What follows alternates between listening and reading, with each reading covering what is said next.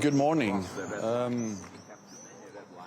It's great to be back in Riga. It's great to be attending the B9 meeting. I look forward to meet the heads of state and government, also together with the Finnish and the Swedish representative, the Swedish Prime Minister and the Finnish President. The B9 is a very good platform to address current NATO issues, and at the meeting today we will discuss the preparations for the upcoming Washington summit, deterrence, defense, how to ensure that NATO continues to provide credible deterrence based on strong collective defense, and also we will address how to ensure that we put the support to Ukraine on a firmer and more robust footing. So Ukraine and deterrence and defense are the main topics for the meeting today. Then I'm ready to take some questions. Did the absence of Hungarian president in any way a warning sign, or it's just a coincidence that the pro-Russian country's president is not here? Well, I will leave it to Hungary to comment on that decision. What matters for me is that I expect all NATO allies to agree on the way forward, both when it comes to further strengthening our deterrence and defense for the last years, also with the support of Hungary. We have implemented the biggest reinforcement of our collective defense, and let there be no doubt NATO is there to protect all allies against any threat.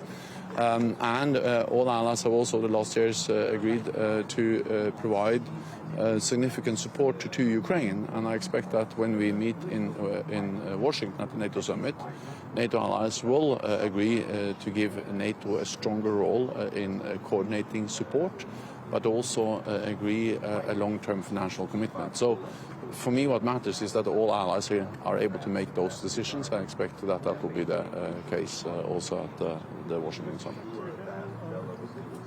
What do you think of the idea of some nations bordering on Ukraine, some NATO members, extending their air defense missile coverage into Ukrainian territory to repel some of these Russian missile attacks?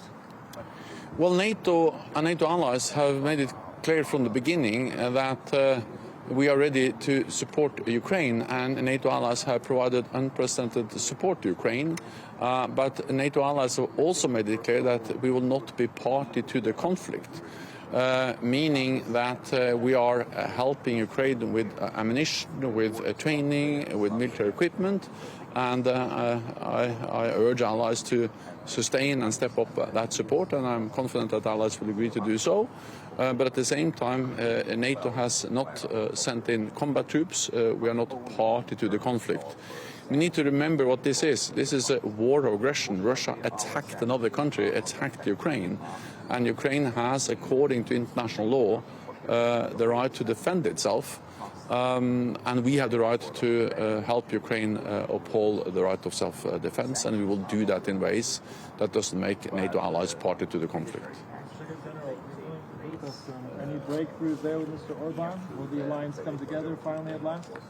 Well, I will be in Budapest tomorrow, and I will meet with Prime Minister Viktor Orban. That's part of my task as Secretary General of NATO, is to travel around to NATO capitals and to meet NATO leaders and to ensure that we are able to agree, as we have done at every NATO summit over the last years, and we will continue to do.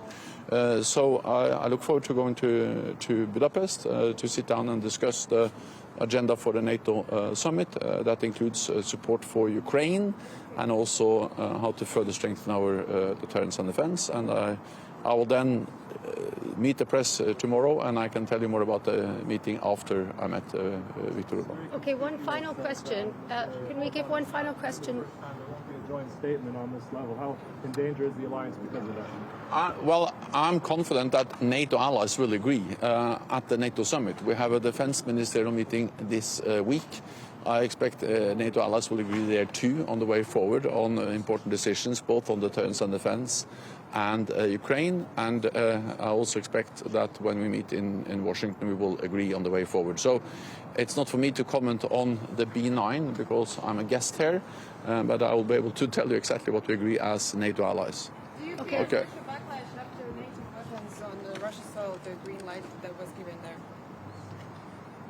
NATO allies are providing support to Ukraine in different ways. And again, we need to understand what this is. Russia has attacked Ukraine. Ukraine has the right to self-defense.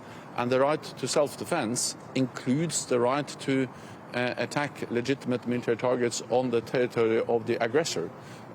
Russia is the aggressor. They have attacked, and especially now when Russia has opened a new front in the north, in the Kharkiv region, they are launching attacks directly from Russian territory into Ukraine with missiles, with artillery, with airstrikes.